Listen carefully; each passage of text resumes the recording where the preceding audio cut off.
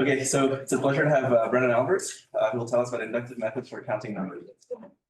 Hey, thank you for having me. This work is joint with Robert Lemke Oliver, Gia Wang, and Melanie Wood. Okay.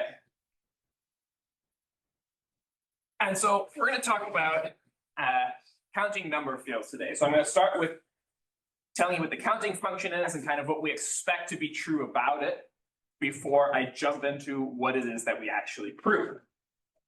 And so the setup is, if we start with a transitive group,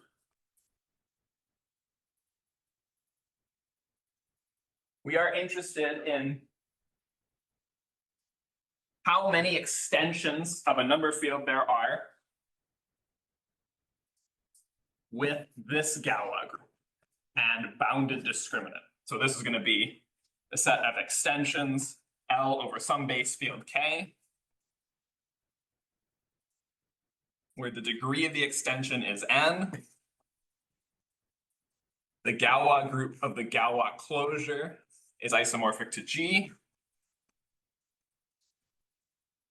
And the norm of the discriminant is bounded above by X. And when we talk about G being a transitive group, we're looking at counting possibly non-Galois extensions here. In order to keep track of all the information that the Galois group is really saying, we think of this isomorphism as being an isomorphism of permutation groups. The Galois group of the Galois closure comes with an action on the N embeddings from the field L into its Galois closure. And so we ask that that lines up with the action of G, the transitive action of G on these N letters. Okay, so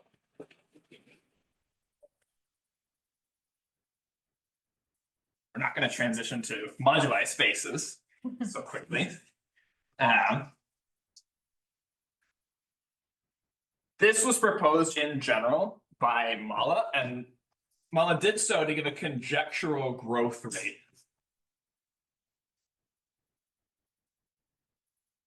For this counting function. I'm going to tell you what this looks like, but I won't actually tell you what all the values actually are to start with. So Malle predicts that this function grows like some constant times some power of x times some power of log x, where A, B, and C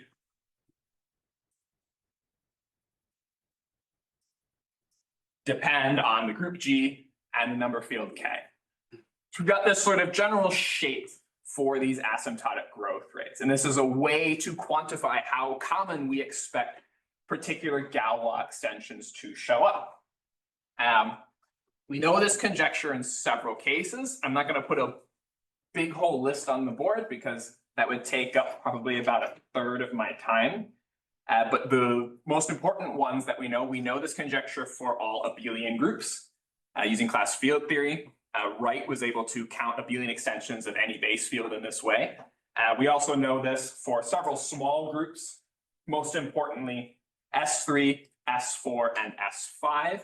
S3 originally coming out of work of Davenport and Heilbronn, and then Detskovsky-Wright over an arbitrary number field, and then S4 and S5 coming out of Bargava's machinery.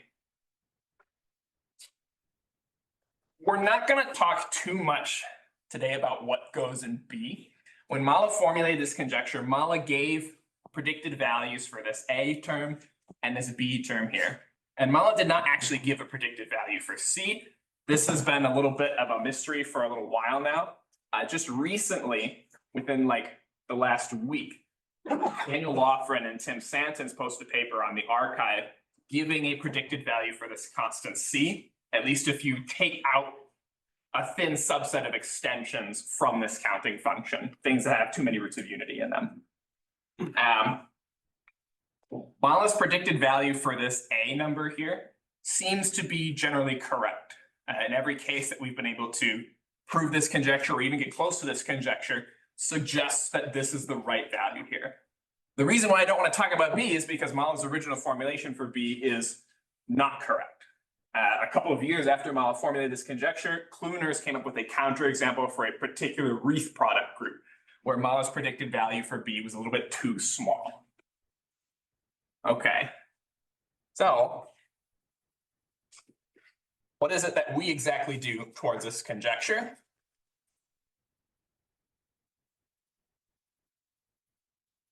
We give an inductive method that can be used to prove asymptotics of this kind. And so the idea of how this works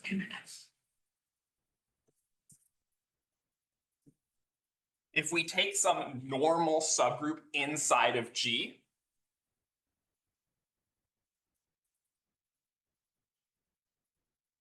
you prove results for G extensions using inputs such as the number of G mod T extensions. This is where the word inductive comes in the method. We're building up from this quotient group is a smaller group to get information about a bigger group. And then we have to combine this with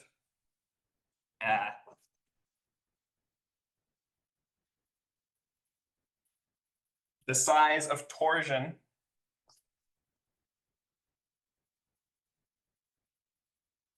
in class groups of G mod T extensions. So we need some information about class groups and unramified behavior. And I'm actually not going to show you kind of the big, broad, general statement of the most we can prove, probably until the very end. But what I want to show you now is an example family of what these results look like that is a little bit more concrete.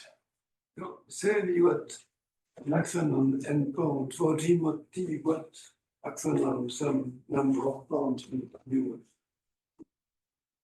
So what's your question about G mod T? So you started the setting with a permutation group. Now, how do you view G mod T as a permutation? That is a great question. The answer is not necessarily. We don't have to view G mod T as a permutation group. This normal subgroup T does not have to have any respect for the permutation structure. And so if I remember in like 20, 30 minutes, I'll point out where we're able to avoid that requirement.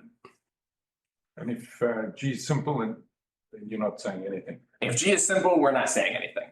That's right. And if it is simple, does it mean that you don't care about what happened to T? I mean, if G is simple, then there is no non-trivial choice we can make for G here. If T is simple. Well, if T is simple, yes. So one thing I didn't put here on this list, we need to know something about T. So maybe another bullet? yeah. Put another bullet here.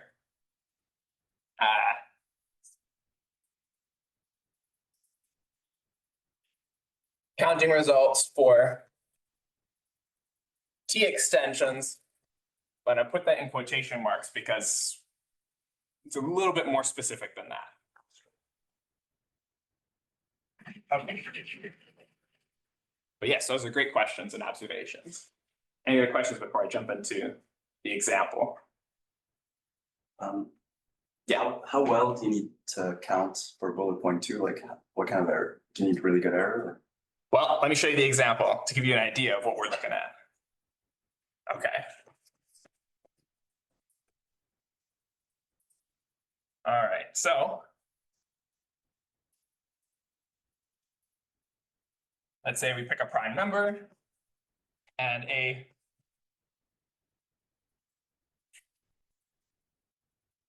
transitive group in degree m. And we consider the wreath product of the cyclic group cardinality L together with this transitive group. Viewed in the wreath representation, so this has degree L times M. So this is a kind of group that our method will be able to handle. So the type of input that we need class group moment. So if we take a sum over the B extensions of our base field. So B here is like the G mod T in this setup. B is a quotient of this group. So the length of this sum is measuring how many B extensions there are. And then inside this sum,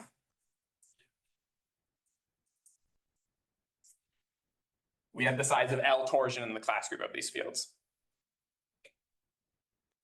If we know that this thing is no larger than this power of X for some delta bigger than 0,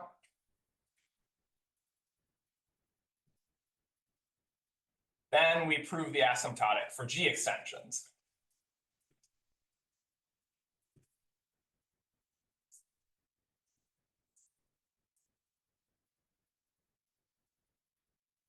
Where I'm being specific, we get the value for A that Malle predicts. We get a value for B here that may or may not agree with Malle's prediction.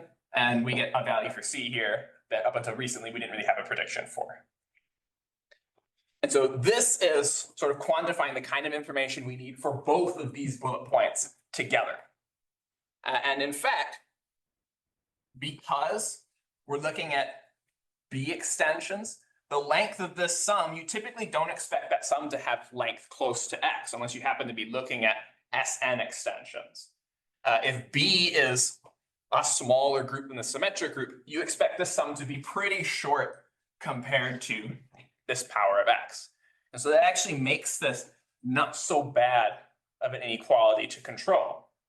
Wait, what does it remind me what a G extension looks like? Is it a cyclic extension followed by a B extension or the other way around? The other way around. It's a B extension on the bottom, Okay. and then a cyclic extension on top. So how do you know they're at B extensions? That's a good question.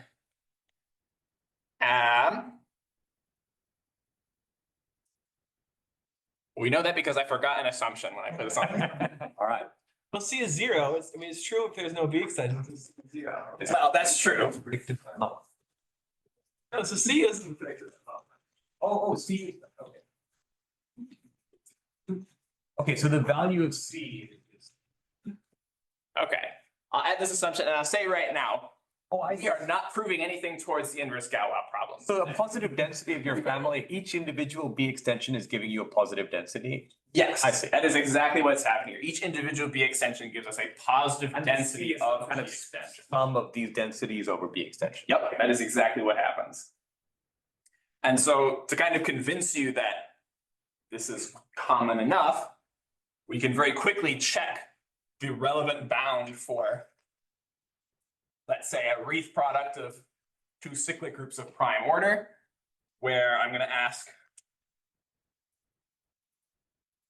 L to be the smaller one for these two being primes. So we take a sum over all the cyclic degree P fields of L torsion in the class group. And we can just use Minkowski's bound for the size of the overall class group as an upper bound. We don't have to do anything real fancy. So this is class 3 equal to the sum, the discriminant of L over K to the power 1/2 plus epsilon. This is the sum over L. And then this is over L with discriminant bounded above by X. So this thing is no larger than X to the 1/2 plus epsilon times the length of the sum.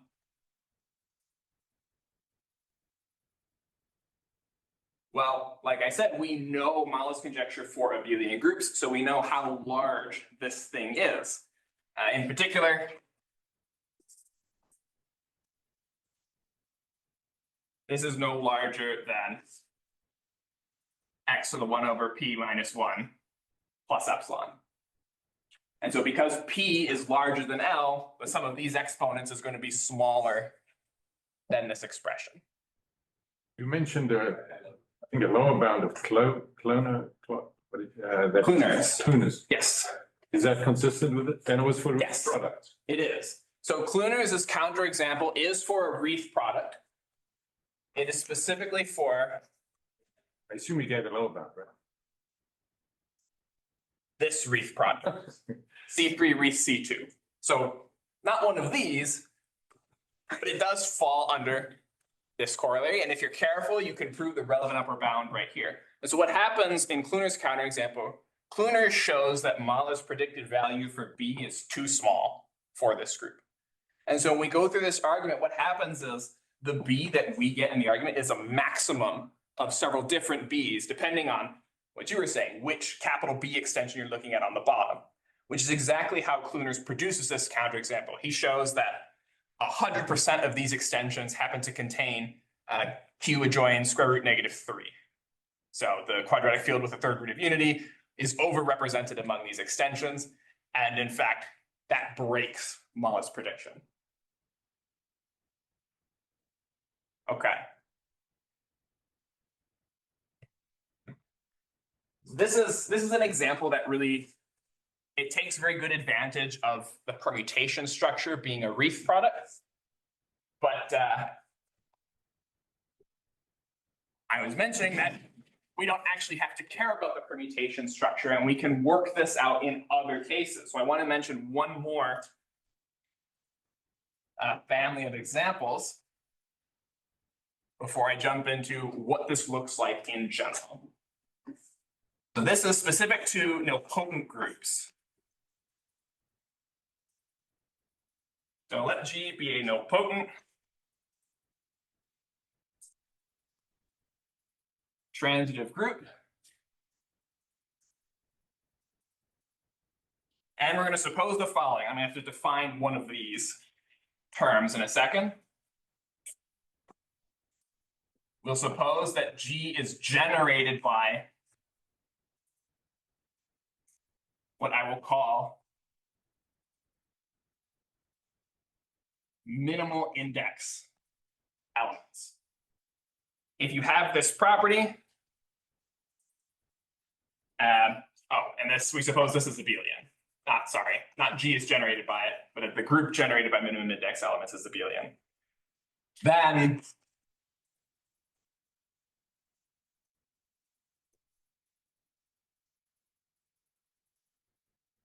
we prove the asymptotic in this case. This result looks a little bit different than the other one. I'm not mentioning anything about class group torsion. I'm not mentioning anything about upper bounds. What I am talking about is the indexes of elements. And so what this is, I'm going to write it up here, but I'm going to write up a more vague definition rather than the exact formulation in terms of permutations.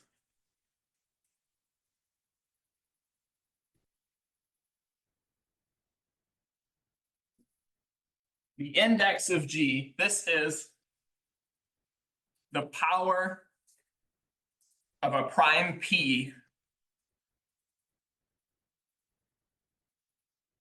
dividing the discriminant if P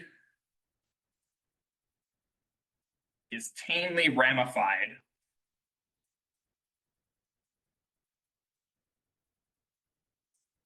with inertia group being equal to the cyclic subgroup generated by this little g.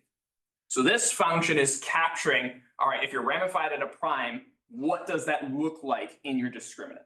Depends a little bit on how you're ramified.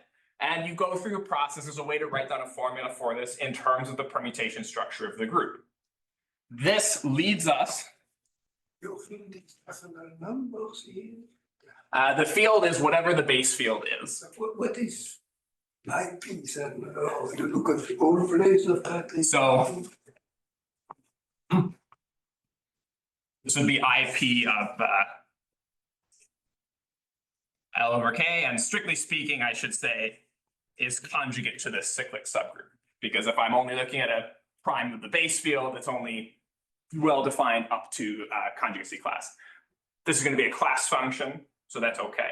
Everything's well defined up to conjugation. Did you have a Okay. This is used to give Malle's predicted value for the power of X. Yes. This was a property of the element in the group G, but now you have the extension. Which extension are we talking about? Any G extension that goes here. It doesn't matter. It doesn't matter which one. Yep, as long as you're talking about tamely ramified primes, it's the same. So that I can tell you the explicit formula, if that helps. This is n minus the number of orbits of little g as a permutation in Sn, but you can prove that that's always the power to which prime divides the discriminant. And it's this description that relates it back to this counting function. Malle's predicted value for A is related to this because the way that Malle came up with this heuristic, Malle said, okay, any number that looks like it could be a discriminant of a G extension, we're just going to say, all right, one of those shows up one time, and then we'll count how many of those numbers are there. So if you have powers of primes that show up in your discriminant, maybe you can only have primes squared or primes cubed. It looks like you're adding up a bunch of numbers that have exponents 2 or 3 on the primes. If you try to add those up, the primes with exponent 2, p squared is smaller than p cubed, you can fit more of those underneath x. And so they're going to dominate the growth rate of this function, because that's going to result in a square root of x, roughly, growth rate. And so that's where this expression comes from. Coming over to this example for nilpotent groups. What this is telling us is that for nilpotent groups, the minimum index elements really are dominating the growth rate. Malle's heuristic justification for picking up the minimum index is actually telling you where you can fit the most ramification underneath x. That's true for nilpotent groups. We only need to know stuff about the minimum index elements. And in this context, the thing we need to know is that this is abelian so that we can do this step. It turns out that class groups that show up in this context are very nilpotent. We can sort of trivially bound them above with the best possible bound, very similar to two torsion in the class group of quadratic fields. We have an explicit formula for the size of two torsion in the class group of quadratic fields from Gauss's genus theory. It's 2 to the power of the number of ramified primes minus 1, which grows smaller than any power of the discriminant. Related to that, if G mod T is a nilpotent group, we actually know an upper bound for the number of G mod T extensions that agrees, at least in the power of X, with Malle's prediction. So we kind of know the best possible bits of information for these 2 bullet points to be able to fill in that information for this nilpotent result. So all we need to know is that the minimum index elements are somewhere we can control. Okay. So what I'm going to do now is I'm going to kind of walk through a little bit more of the ideas that go into the proof. Anybody have any questions before we switch gears a little bit? You're proving this or that? I'm going to talk through the method that applies to both of them.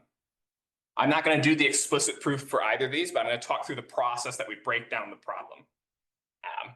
It applies to more than just these results. And if there's time at the end, I'm going to show you on the projector the full big result that we prove.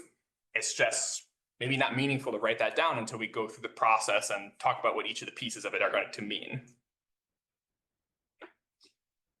All right.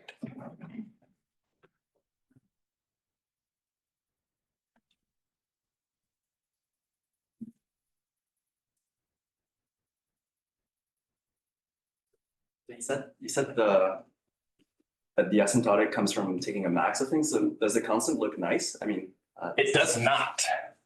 That's a very good question. Every single case that we are able to prove with this method, the constant looks more like what happens for counting D4 fields, where you get a convergent infinite sum of special values of L functions, zeta functions, this kind of thing. And you'll see why this is coming out of the way that we prove these results. In that, is your A and the same meaning? Yes, that's the same meaning. That I would be the Malle constant. Yep, that A is the Malle constant, same as this one. Okay. So we're going to do exactly what was suggested in the back. We're going to look by fixing a G mod T extension and considering how many G extensions actually contain that G mod T extension. I'm going to do this via a push forward of the quotient map.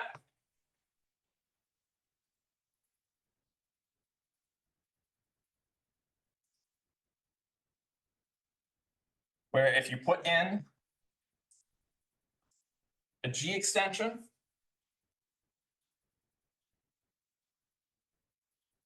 you can spit out a Galois G mod T extension by taking L and sending it to the subfield of the Galois closure fixed by capital T.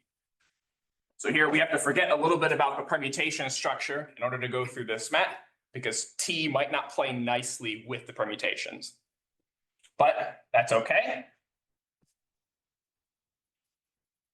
We can then, instead of counting the elements of this set, we can break it into little pieces and count the elements that live in a particular fiber of this push forward map. So we can define this.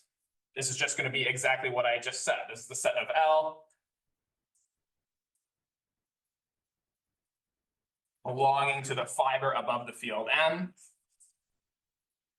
where we're restricting to the discriminant is bounded above by X.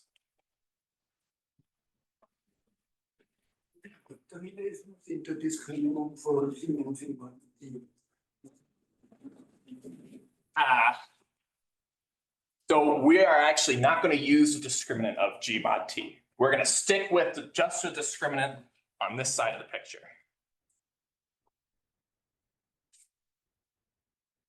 Okay.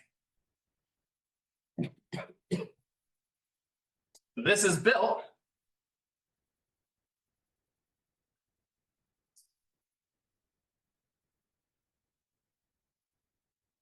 so that the size of the set we're interested in the asymptotics for is equal to the sum of the sizes of these fibers, where M comes from all of the G mod T extensions, like this. And so the idea for this approach is that we are actually going to do an asymptotic count of the size of each fiber. And we're going to do so with strong enough uniformity that we can add them back together in order to get back an asymptotic count for this function. And so the kind of information we need for this,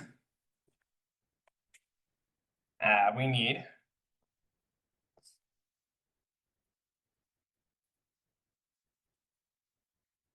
precise counting of fibers. So in other words, we actually need to know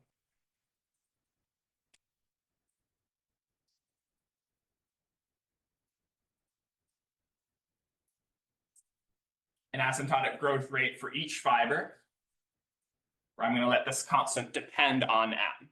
So we need to be able to count each of these individually. To be able to add them together,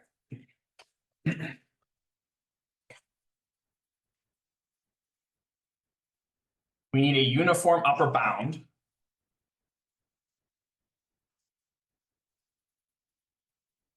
on the fibers. So this is going to look very similar. So I've got an individual fiber. Except now I'm looking for an upper bound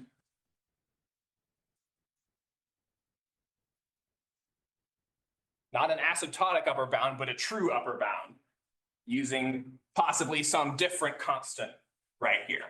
This is giving us some amount of control of how these fibers actually depend on the base field.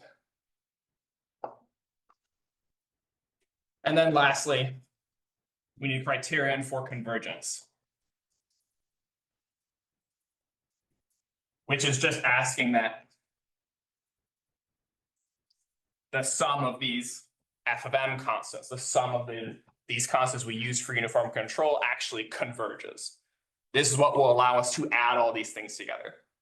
This is very similar to a type of dominated convergence argument. And the result is, I think a couple of people in the room picked up on it before I wrote it down. When you add these up,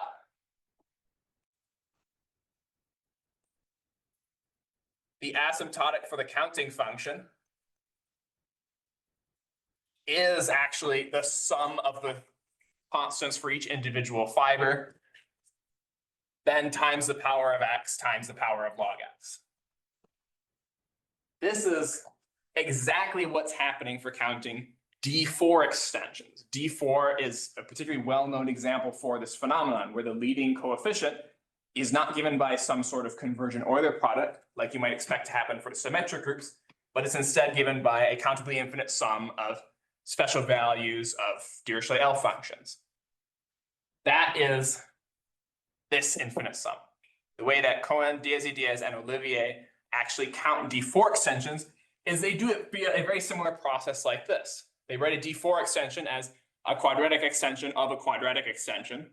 They count the quadratic extensions on top first over a fixed intermediate extension. So that's this precise counting step. And then they add together those results over all the choices for the intermediate quadratic extension. And because they understood quadratic extensions very well, their counting for the quadratic extensions on top had enough of this information to be able to add those results together in the end to get a total asymptotic. I'm still confused how you restrict M and discriminant for G mod T. You have always the same exponent A and B. So the way I've written this sum, it looks infinite, except that if M is too big compared to X, then this set is going to be empty. So you can put a restriction over here to basically say, okay, if the discriminant of M is so large, then this set will become empty. And so you can make this a finite sum. The way that we do that in the paper, we don't use the Galois discriminant of M. We use something we call push forward discriminant, some way to keep track of this discriminant information and how it gets pushed over here. Kind of the idea is we take the smallest discriminant of a G extension that happens to live in that particular fiber. And so that is what we would put here. Say, okay, this push forward discriminant of M is no larger than X, and that gives us a bound on the length of the sum. Okay. Is it clear that this AB does not depend on M a priori? Or... No, not a priori. The way that we state this theorem, we allow this constant to end up being 0. So technically I put like a plus little o of x to the 1 over a log x to the b minus 1. That way you can pick a and b to give you the largest possible growth rate. And this constant is non-zero if the fiber gives you that largest possible growth rate. And the constant is 0 if the fiber happens to be smaller. This is sort of what happens in Kluner's counterexample. One fiber is larger than all the others. So you're forced to pick A and B to be the ones that give you the largest possible value of the fiber. That's why you end up getting in the B constant a maximum of several different choices. It's the maximum among the choices of each fiber for the growth rate in X.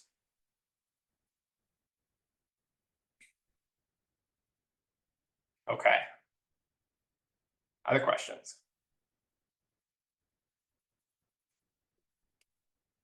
All right.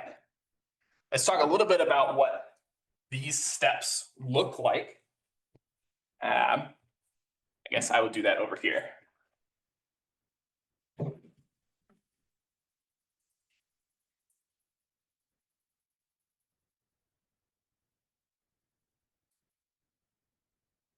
So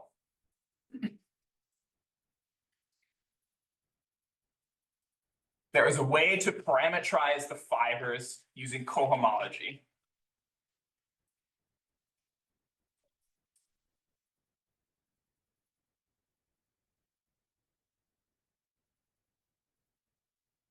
There is a bijective correspondence from this fiber to the set of cross homomorphisms with coefficients here, and I'll explain what this is in a second, with discriminant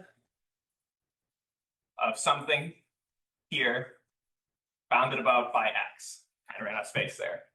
And I need some surjectivity condition on here. I'm going to wave my hands at that and say you can sieve out the surjectivity condition at the end. But the idea here is that this pi m is a homomorphism that cuts out m from the Galois group using the Galois correspondence. This homomorphism can be used to induce a Galois action on the normal subgroup T. Basically, T is a normal subgroup inside of G, and so G acts on it by conjugation. And if you know that M happens to live inside of a G extension, then you can look at the lift of all these elements to the group G, and then act on T by conjugation. That will give you a Galois action right here to talk about cross homomorphisms. And because the Galois action is defined in this way, this sort of pointwise product of these functions becomes a homomorphism from the absolute Galois group to G, the big group. You use cosine not other than non-abelian cohomology. Right, I haven't said anything about T yet. This could be a non-abelian, so this might not actually be a group. This correspondence still exists. As soon as I finish talking about it, I am going to restrict to T being abelian so that I can work with a group. But this correspondence exists regardless of whether you're looking at abelian coefficients or non-abelian coefficients. This is why I put the discriminant of f star pi m here. F star pi m, this is really the homomorphism that cuts out a G extension. And so bounding that discriminant is like bounding the discriminant of your G extension. Okay, so now if I restrict to T being abelian, this becomes a group. You can show that the discriminant respects the co-boundary structure.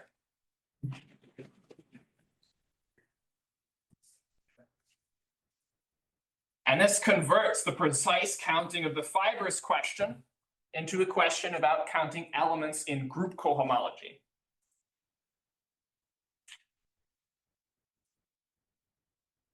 So if T is abelian,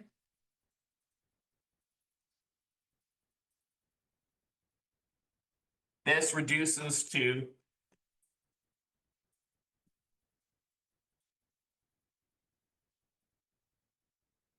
determining the size of this set.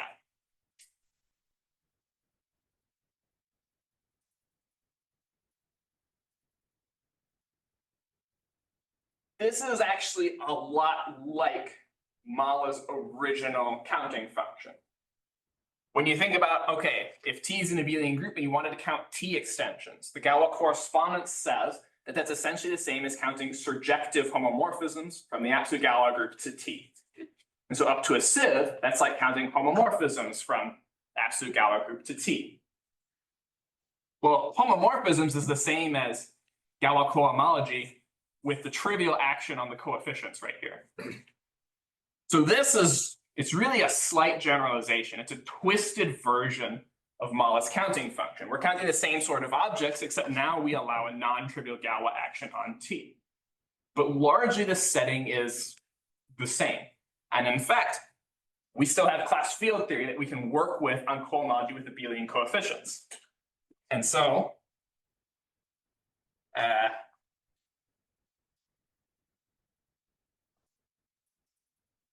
This is a theorem of myself with Evan O'Dorney, where we actually prove this. This is asymptotic to some constant times the power of x times a power of log x. And our proof is very similar to already existing proofs for abelian extensions of number fields, similar to Wright's proof and some further developments using harmonic analysis by Frey, Lofgren, and Newton. So we're able to, once we go through this machinery to get to this twisted counting function, we can cite my paper with Evan to satisfy this first step of the process. When T is abelian, precise counting of the fibers is the same thing as precisely counting elements in Galois cohomology. Okay. The second step, Evan and I did not do, we didn't keep track of any sort of uniformity in our results, but it didn't take us too much to build up that uniformity. So Julia, Robert, Malle, and I, we had to be a little bit more careful with the characters that were showing up in the generating Dirichlet series for these sorts of objects. But what we were able to show, we were able to prove this, where this coefficient has the form, got some unramified cohomology group, the size of this unramified cohomology group on top, and what I alluded to, but I'm not really going to define for you, this push forward discriminant of M on the bottom. What's the exponent? This is 1 over A of T. This 1 over A is the same A that appears in the precise counting of the fiber. Yes. What's the in your setup with Evan? What's the The B? It depends on which fiber you're looking at. I'm going to hand wave it away, but I'll tell you there's only finite many possibilities for what B could be, depending on which M you look at. And so ultimately, when we go through this process, we're going to take B to be the largest one of those possibilities for each fiber to make this process work. Okay. So to go from here to the convergence for the criterion for convergence, we have to sum up a bunch of these things and make sure that that sum converges. In order to do that, we need to understand what this unramified cohomology group is. But it's an unramified object with abelian coefficients. It's very closely related to the class group. And if you squint at it a little bit, this looks kind of like homomorphisms from the class group of M to T. It's not exactly the same, but if you go through a little bit of cohomology, the action on these coefficients, that's going to tell you what field you should be looking at for your class group in order to convert this into actual homomorphisms from a class group to T. You can wiggle around a little bit in the cohomology to get different bounds depending on different torsion parts of the class group, but ultimately that is how this thing behaves. So that turns the criterion for convergence into a sum over things that look like class group torsion on the top, and then things that look like the discriminant of M on the bottom. And up to a partial summation argument, you can control that as long as you can control the moments of this thing that looks like class group torsion on the top. And so that is where we get this sort of class group moment type of hypothesis in our results. Okay, so now that I've gone through all that, I'm going to put the full statement on the projector, and I'm going to show you a table of some more small groups. Yeah. So A of T doesn't seem, it doesn't depend on the choice of this normal subgroup. A of T does. The T is the normal subgroup, so A of T depends on the choice of the normal subgroup. It is, A of T is the same thing as this definition, except where you restrict to G has to come from the group T instead of being anything from the entire group capital G. But I thought that the AG depends on, I mean, A of G is defined for the transitive subgroup, and your T may not be transitive. Right, T may not be transitive. We have to define this separately, where we think of when you have a subgroup inside of a transitive subgroup, then you make this definition. So the index here is still the index of the larger transitive subgroup. But we're thinking of it as, okay, we're only looking at the minimum index among some subset. All right. So here's the main result, which is annoyingly split over 2 pages. But you can kind of pick out the different features that I talked about up on the board. Here is the sum over the size of this unramified class group object. So this is behaving like the sum of class group torsion. We say, okay, this is bounded above by something. Depending on what this bound is, if it's sufficiently small, we get an asymptotic. If it's too big, we get something that looks like an upper bound instead. And to be kind of convincing of this, if we happen to be in the case that capital T and G mod T are respectful of the permutation structure, so if capital G is an imprimitive group that breaks apart into a G mod T extension on the bottom and some kind of T extension on the top, we can rewrite this without any cohomology at all. Oops. And that's not, here it is. Okay, same kind of statement, but without any cohomology. So now I'm asking G to be an imprimitive transitive permutation group with tower type AB. That just means that a G extension is a B extension and then an A extension on top of that, where A is abelian. One of your hypotheses are an upper bound for class group torsion. But now we literally have the number of homomorphisms from the class group of a B extension to the abelian group A. And it's bounded above by some power of X. If that power of X is sufficiently small, you get an asymptotic. If that power of X is too big, our methods will produce an upper bound instead of an asymptotic. This is very much the same kind of flavor as the wreath product result that I showed on the board. For the nilpotent result, all that really happens is that you can bound this sum with the best bound possible. The power of X that shows up here is automatically going to be small enough to satisfy this condition, at least as long as your minimum index elements all commute with each other. And then you get the asymptotic for free. Okay. Now, the reason that I did this talk in this order, I showed you some examples and I built up to the statements of our theorems, and then I put on the projector some larger complicated statements of the theorems that had a lot of things that I talked about before putting them on the board, is because the conditions that we need to state in order to confirm that we give an asymptotic for one of these groups are somewhat involved. These theorem statements were the best exhaustive description we could come up with for the groups that we can apply these results to, which is a little bit annoying. Part of the reason is that bounds for class group torsion are kind of variable. Depending on what kind of field extension you're looking at, we know better or worse bounds on class group torsion. Sometimes we have better bounds on average, and you have to do some tricky things to leverage those to get it to look like the kind of average we really want.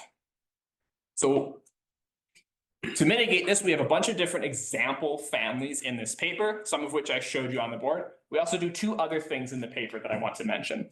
One thing is we are doing magma code to check a bunch of groups of small degree to see which ones actually satisfy these conditions. We are in the process of finishing that magma code. We have it up to degree 20 right now, and for nilpotent groups up to degree 32. We're working to get it for all groups up to degree 31. For that reason, this paper is currently on my website and my collaborator's website, and we're waiting to put it on the archive until after the magma code is finished.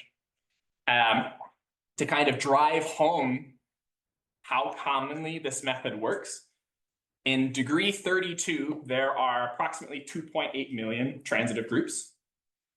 About 2.6 million of those transitive groups are nilpotent groups whose minimum index elements all commute with each other, for which we prove an asymptotic.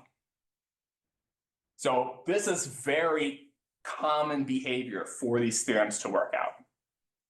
And so besides these sorts of raw What about the numbers- other 200,000? what about the other 200,000? Well, some of them are still nilpotent. But I don't know how many of them are much further off than that. For degree 32, because there's so many of them, we only check the nilpotent groups. We didn't even try. Robert has a Magma set up on a very powerful computer. We didn't even ask his computer to run through the non-nilpotent groups of degree 32. It would have been too much for it. The last thing I want to show you, that's not the right page, this one. We also looked at the first degree where we could kind of say something non-trivial, which is groups of degree 6. So this is a complete table of groups of degree 6 and what we know about them, whether they're from our paper or not. And so the new asymptotics that we prove in this paper are 6T5. So this is the Reith product that was Kluner's counterexample. Kluner's gave square root x times log x as a lower bound for this counting function. Now our method gives an exact asymptotic. We've also got one of the degree 6 representations of S4. And then down here, I didn't talk about it, we apply our methods to Reith products with an S3 on top. We know enough about S3 extensions that we're able to play a little bit of a game with them, take advantage of the stuff we know in a similar way to how the cohomology takes advantage of what we know for abelian groups. In addition to the asymptotics, I showed you the main results. They also give upper bounds in the cases that the asymptotics fail. And so because of those upper bounds for these two groups in degree 6, we're able to prove the weak form of Malle's conjecture, where we get an upper bound that agrees with Malle's predicted power of x. So these two counting functions are trapped between square root x and x to the 1/2 plus epsilon. Not quite an asymptotic, but close enough to verify that Malle's predicted power of x is correct for those groups. This table is separated into what we call concentrated versus non-concentrated groups. We call a group concentrated if the minimum index elements generate a proper normal subgroup. This is the same sort of behavior that was showing up in the nilpotent corollary that I wrote up over here. In order to prove something for nilpotent groups, we needed to know that the minimum index elements generated an abelian normal subgroup. The same kind of thing happens in general. The theorem statements are very involved, but if you go through the process, you'll find that a necessary but not sufficient condition to prove an asymptotic is that your group is concentrated, that the minimum index elements generate a proper normal subgroup. And in particular, if you want to use cohomology, the minimum index elements need to generate a proper abelian normal subgroup. And if you want to use S3 results, you need the minimum index elements to generate some normal subgroup that looks like a power of S3. It's S3 cross S3 cross S3 some number of times. This table sort of suggests that concentrated groups are pretty common. One of the things that we checked with our Magma code was the number of concentrated groups. There are a lot of them.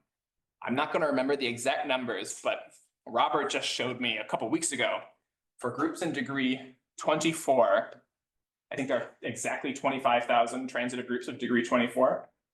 And something like 24,944 of them are concentrated in some proper normal subgroup.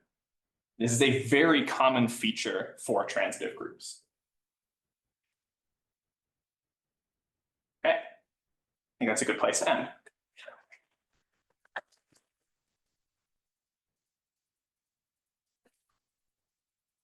And how do you check your Magma code? How do we check the Magma code? Well, we got to finish it first. Largely, when we first started writing it, we were checking it against this table. We do all of these cases by hand to kind of showcase the various different tricks that you use to get the appropriate class group bounds. So when we first started writing the magma code, we were checking it against this table. Now we're mostly focused on getting the magma code to actually run up to the degree we want it to before we go and check it. But what we will do eventually to check the magma code, we're going to check some families of groups that we know this works for. So things like reef products or nilpotent groups, we'll pull those out and confirm that the magma code is working for them. We're also going to post the magma code publicly on, I think Robert's planning to post it on his GitHub. That's about the best we can do for checking it.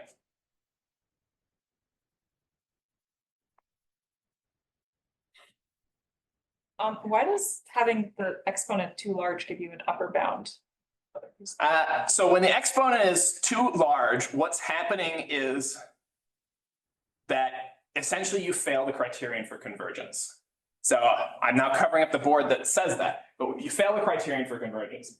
But you still know the asymptotic growth rate of each fiber, and you still know a uniform upper bound for each fiber. That is enough information to get an upper bound in the sum.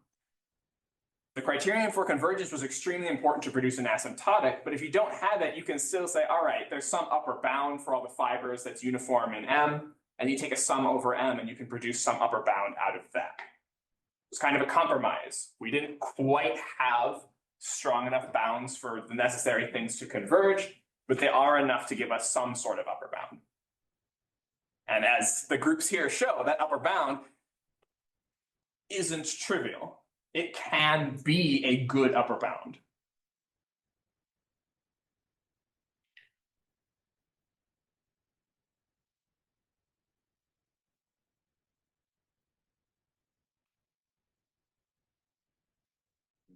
There are no more questions. Let's thank Brennan.